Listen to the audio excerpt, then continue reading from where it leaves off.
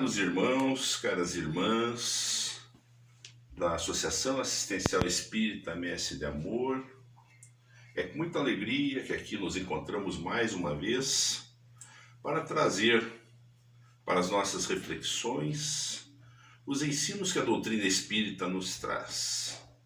Rogamos nesse momento que Jesus, o grande médico de almas, aquele que divide a história entre antes dele e depois dele, nos ampare e nos abençoe, nos permitindo que reflitamos a partir dos seus ensinamentos, de modo que possamos buscar o progresso para nós, enquanto espíritos eternos que somos, e que possamos também levar para os nossos amigos, para os nossos familiares, esse conhecimento que a doutrina espírita nos traz.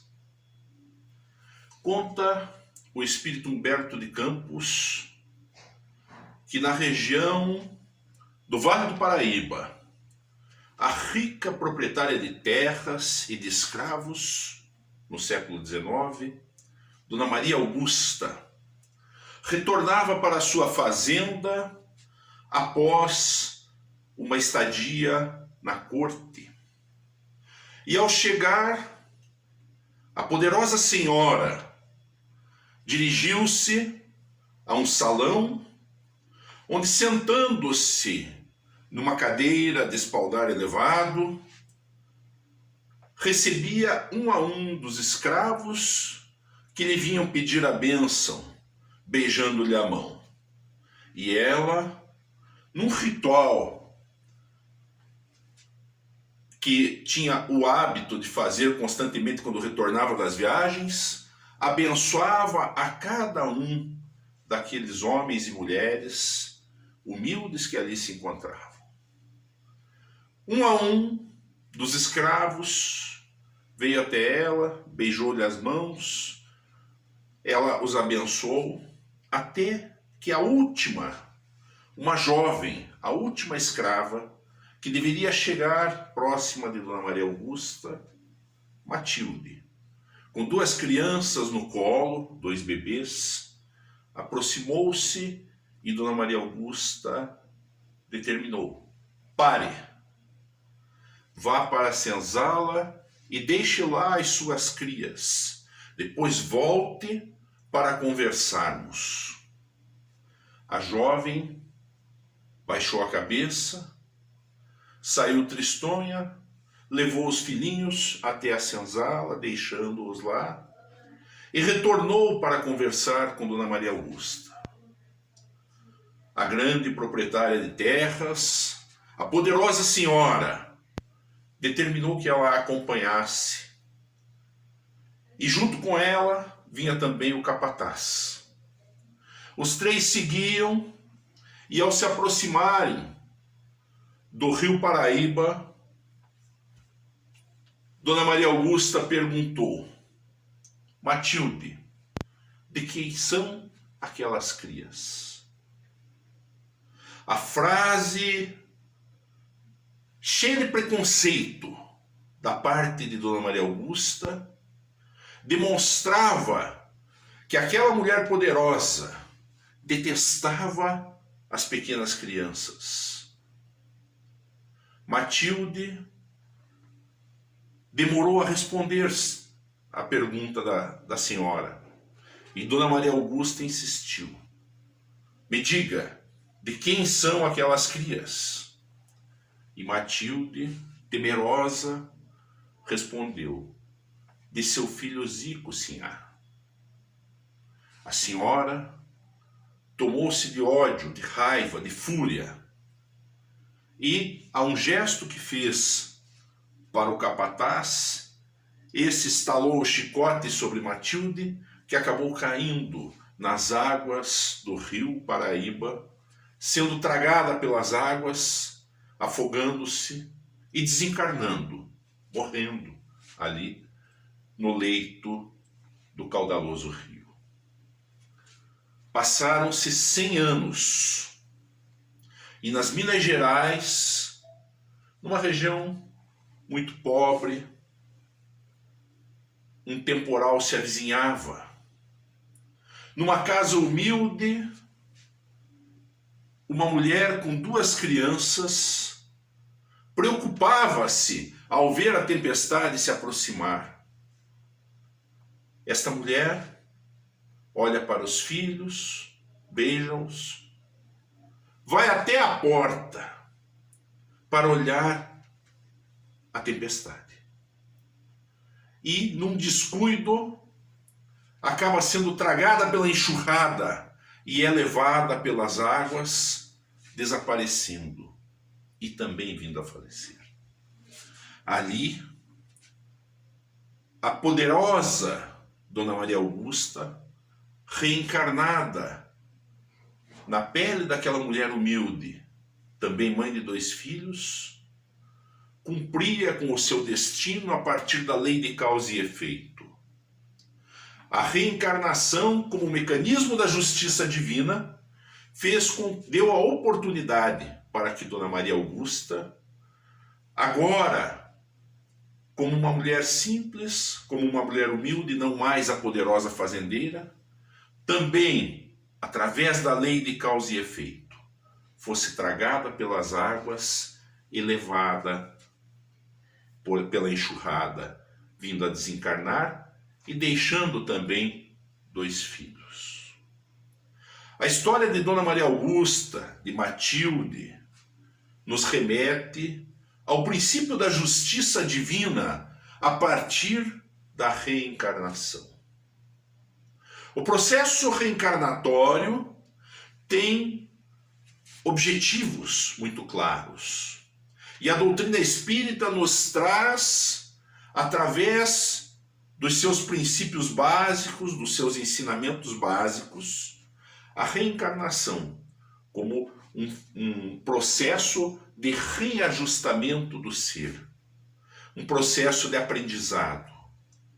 A reencarnação, portanto, é um processo pedagógico pelo qual o ser errante, aquele que em determinados momentos cometeu equívocos, enganou-se a si próprio e prejudicou alguém, tenha a condição de se recuperar perante a própria consciência e perante a consciência cósmica.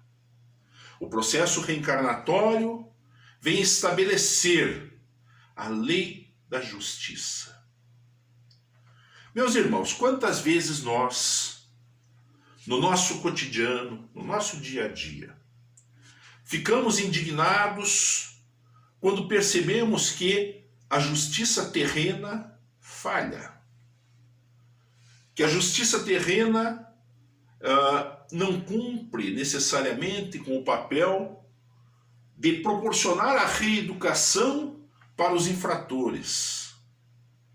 Nós então criticamos, apontamos o nosso dedo para juízes que, no nosso ver, deixaram de cumprir com seu papel. Entretanto, nos esquecemos de que há uma justiça superior à justiça terrestre, que é a justiça divina. E a justiça divina, ela tem a percepção muito mais ampla do que a justiça terrena. A justiça divina age de forma pedagógica, age para nos ensinar, porque somos todos espíritos imortais. A doutrina espírita nos ensina que cada um de nós, cada ser que aqui se encontra na Terra por um lapso de tempo determinado, somos na essência um espírito imortal que caminha para a perfeição. Todos nós, sem nenhuma exceção, estamos a caminho do nosso aperfeiçoamento intelectual e moral. E o planeta Terra constitui-se da escola onde podemos nos aperfeiçoar, da escola onde podemos aprender e, mais do que aprender, a refazer percursos, a reaprender através do mecanismo da reencarnação.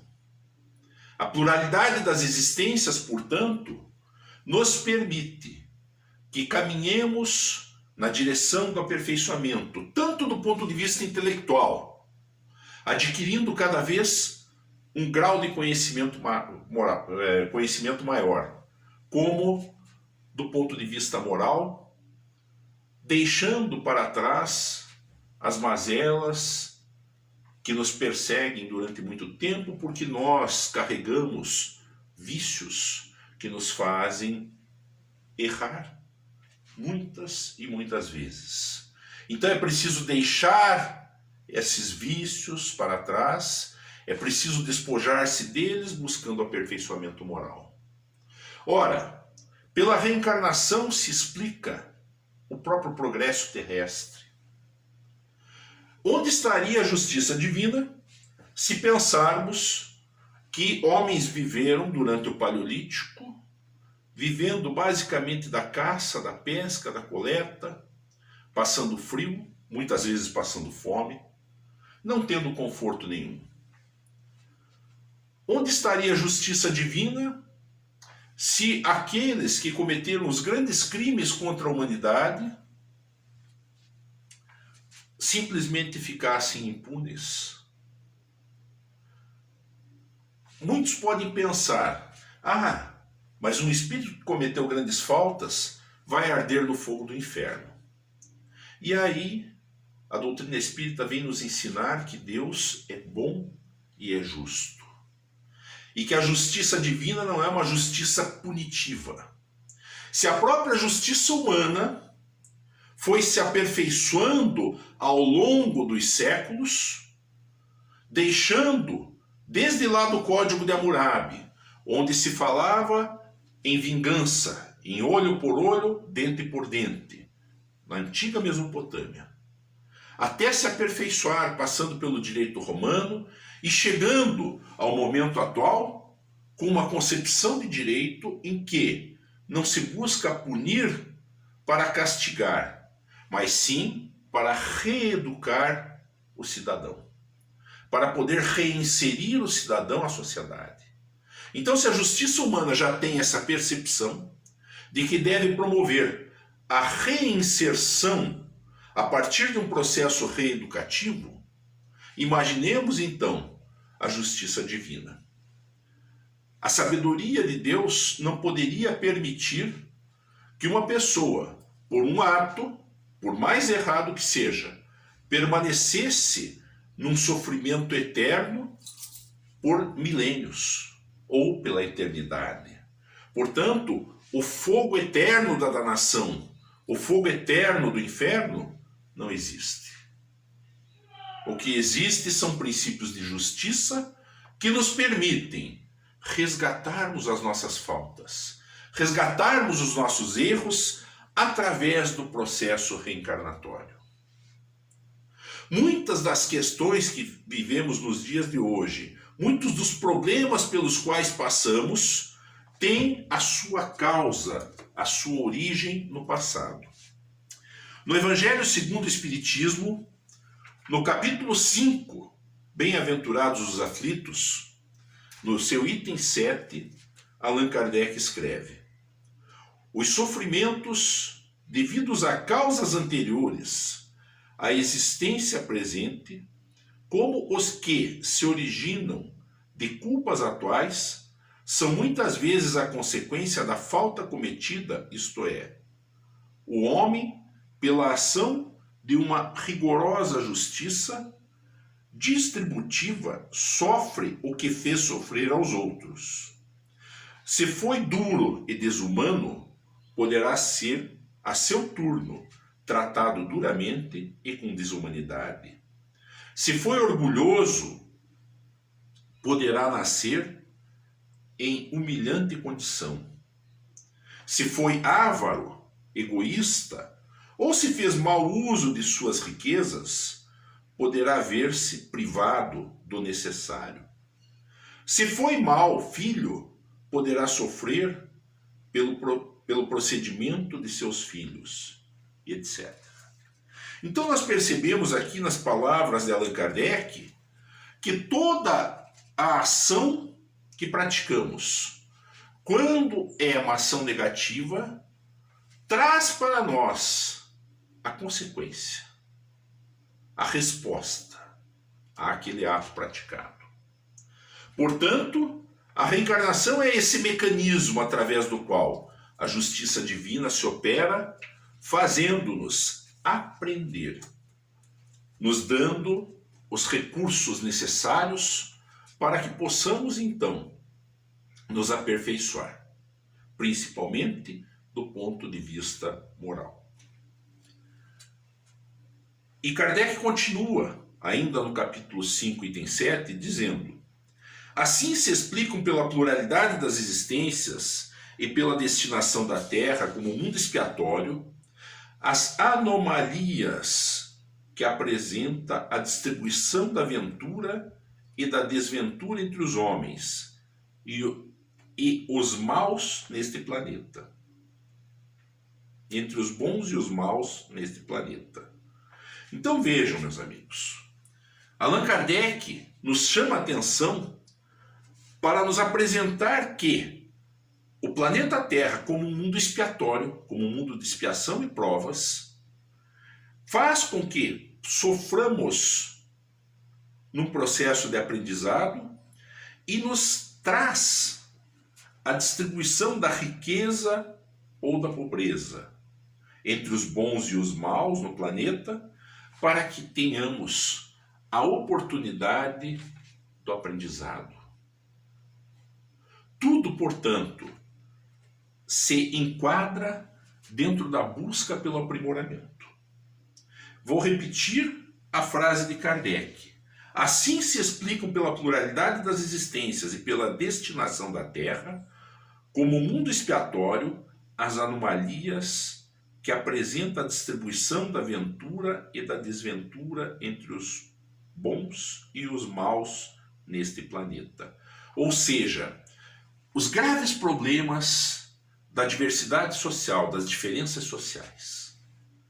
Essas grandes diferenças que aos nossos olhos, pela percepção humana, são problemas necessariamente materiais, têm as suas raízes na lei de ação e reação, no processo de aprendizado, no processo em que, para nos reabilitarmos perante a consciência cósmica, perante a consciência divina, precisamos passar por provas que nos reeduquem, que nos mostrem o caminho do nosso aprimoramento moral. Semelhante anomalia, contudo, só existe na aparência, porque considerada tão só do ponto de vista da vida presente. Aquele que se elevar pelo pensamento, de maneira a aprender toda uma série de existências, verá que a cada um é atribuída a parte que lhe compete, sem prejuízo da que lhe tocará no mundo dos espíritos, e verá que a justiça de Deus nunca se interrompe. Nós temos sempre as oportunidades de refazer os nossos caminhos. Há uma história narrada pelo espírito Manuel Filomeno de Miranda que ilustra bem essa situação. Na obra Loucura e Obsessão, psicografada por Divaldo Pereira Franco, o espírito Manuel Filomeno Miranda narra a história de Irmã Emereciana. Irmã Emereciana era um espírito que atendia num núcleo de assistência espiritual caracterizada como uma preta velha. Esta mulher, muito simples, muito humilde, há 3 encarnações atrás, havia vivido na Dinamarca, na época da Guerra dos 7 Anos, e pertenceu à nobreza. E o seu marido, um nobre, foi para a guerra, foi lutar na Guerra dos 7 Anos e tombou em combate.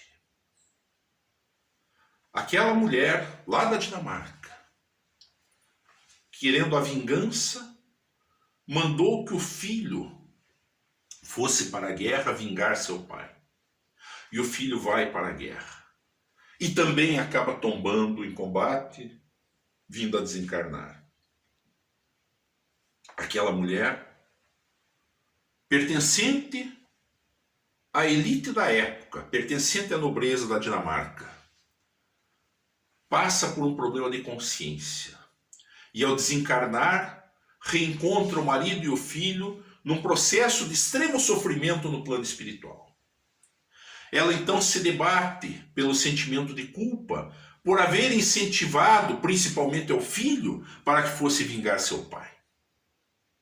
Então, os bondosos espíritos encarregados dos processos reencarnatórios dirigem-se à mulher nobre e lhe dizem: Senhora, terás oportunidade de reencarnar, de voltar à Terra para resgatar o filho querido.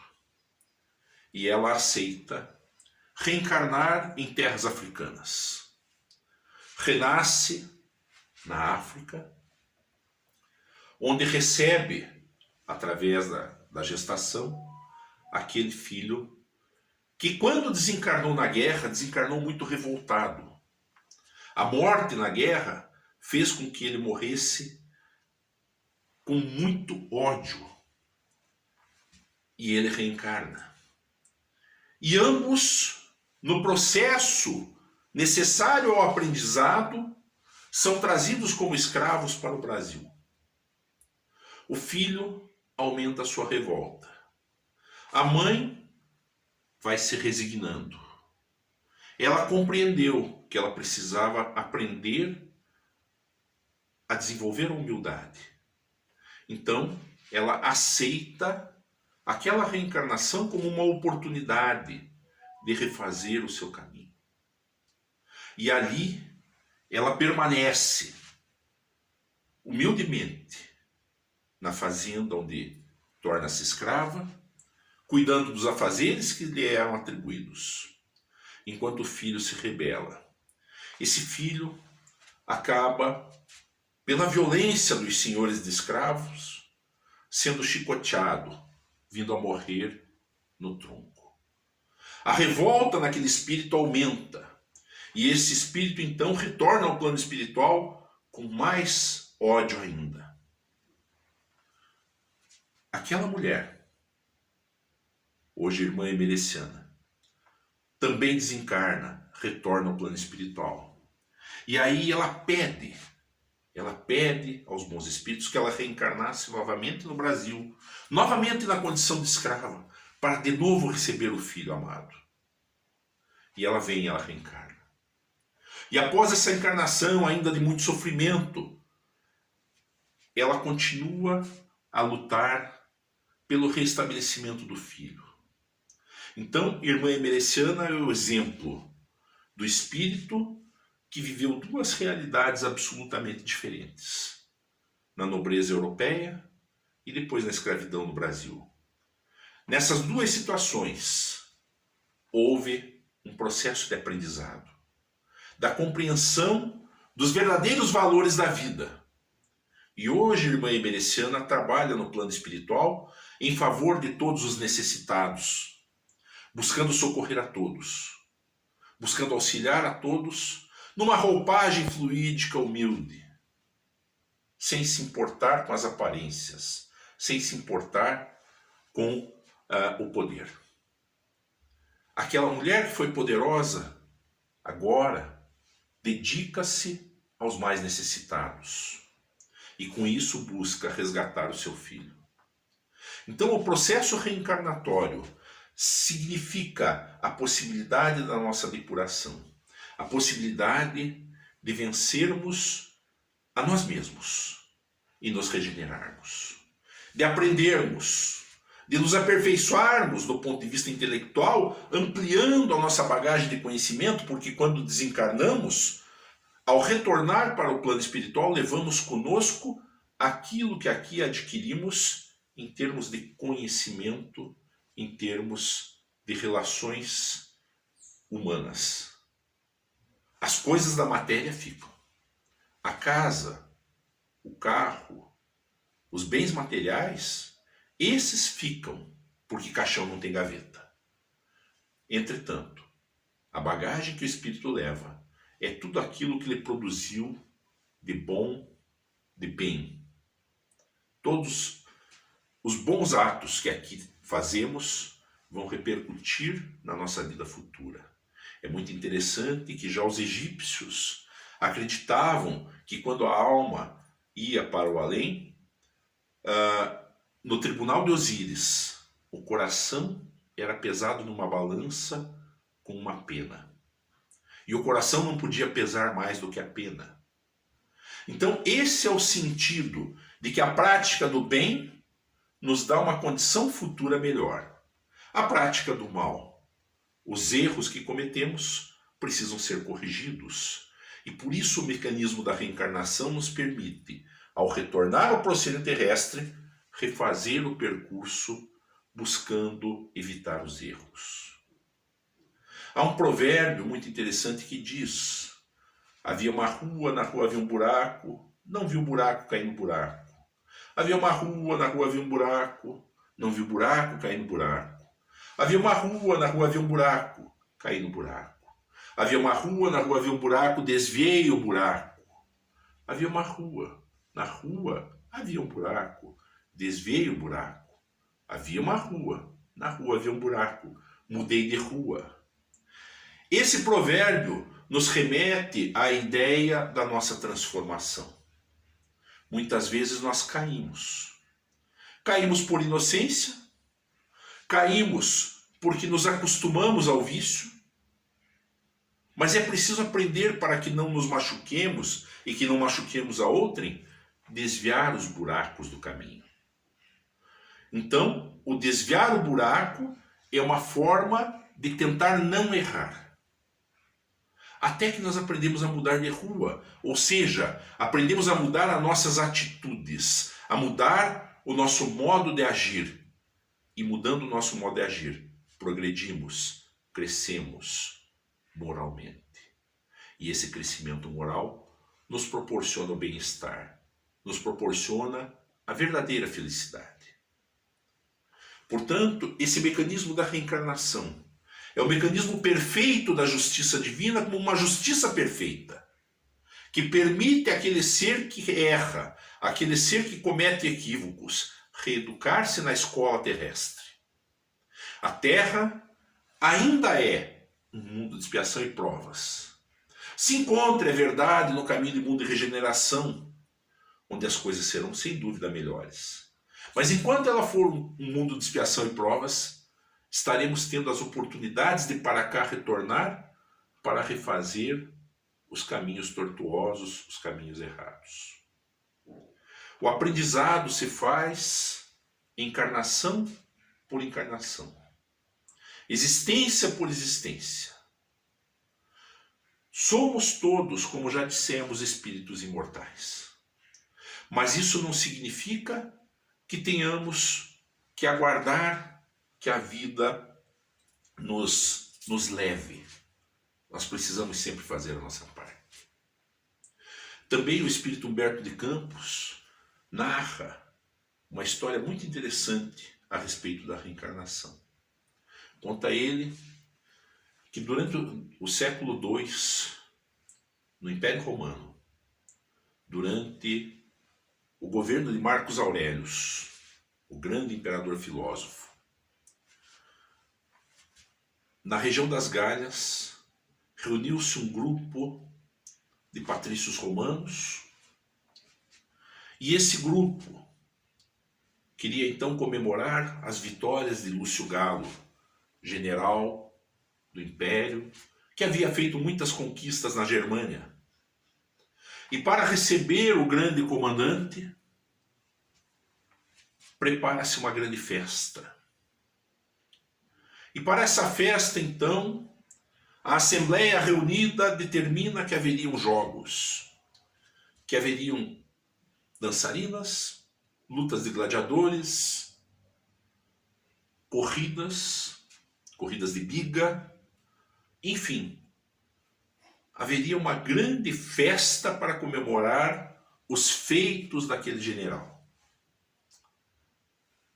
Na assembleia que se reuniu, alguém, depois de definirem o que teriam como espetáculo, alguém falou que aquilo era muito pouco, que era preciso mais emoção, que era necessário que houvesse algo que fizesse vibrar a multidão.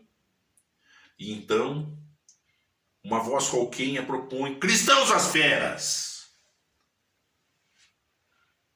E alguém, ainda mais perturbado, propõe que os leões estavam com os dentes já cansados da carne dos cristãos, que era preciso um espetáculo maior. E então propõe que cada um ali presente trouxesse pelo menos um cristão. Podia ser homem, mulher, criança, velho, não importa, mas um cristão.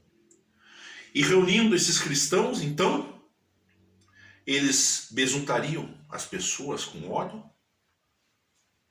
ateariam fogo naquele ambiente do circo e soltariam cavalos em cima, num espetáculo dantesco. E assim foi feito. Foram levadas cerca de 300, 400 pessoas para o circo romano, embebidas em óleo.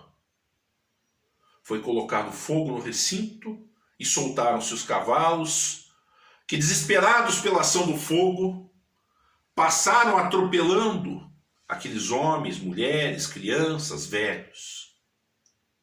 Num espetáculo dantesco, numa tarde de terror, em que a plateia que assistia vibrava com aquelas mortes, vibrava com aquelas cenas de horror. Passaram-se 18 séculos. 18 séculos. Em Niterói, no Rio de Janeiro, na década de 1960, um circo se instala na cidade. E num dos espetáculos daquele circo, onde o circo estava lotado de pessoas, alguém vem e coloca fogo. E as pessoas, no desespero, ao tentar sair, vão morrendo, algumas queimadas, outras pisoteadas. Aquelas pessoas que foram reunidas no circo em 1961, em Niterói, eram nada mais, nada menos que os antigos nobres romanos, responsáveis pelo espetáculo dantesco acontecido no século II, e que agora espiavam, sofrendo o que fizeram sofrer. Mas isso não como um castigo, mas como uma forma de que cada um daqueles espíritos pacificasse a sua própria consciência. Porque uma outra problemática que envolve a reencarnação é a necessidade de que cada um de nós pacifique a sua própria consciência em relação a atos cometidos anteriormente. Todos nós precisamos estar com a consciência tranquila. E a reencarnação, então, nos traz as ferramentas para que possamos alcançar este propósito. Portanto, meus amigos, para nós encerrarmos, dizemos que a reencarnação é lei de evolução, que no seu agir nos há de conduzir das trevas para a luz, aos braços de Jesus. Muito obrigado, muita paz.